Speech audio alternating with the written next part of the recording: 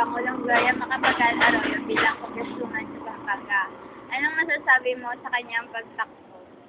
Ayoko, hindi ako boto sa kanya. Kasi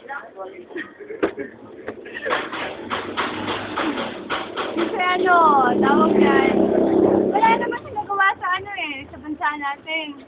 Actually, more on corruption lang, di ba? And then, hindi naman umaangat yung ng mga tao. Hindi naman umaangat yung status ng life nila. Lalo pa nga silang bumababa. Kasi, hindi naman lahat magkakaroon ng trabaho. Dahil hindi tatakot sa ulit, mapapaganda niya yung isang lugar. Kaya yun, hindi talaga ako boto. Kawawa lang yung lugar. Kung nabigyan ka ng opportunity na makausap siya at makapagpayo sa kanya, What the fuck? Actually, if makakausap ko siya,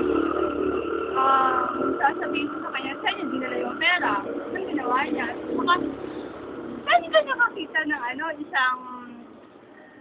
isang president na naghihirap yung bansa niya, samantalang siya kumakain dun sa ibang lugar at saka mahal-mahal pa nun. Milyon for a meal? What the fuck? What the fuck? What the fucking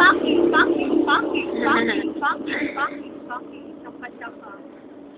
Oh my God. I just don't like her talaga. Name ko? I believe. Hello. Thank you and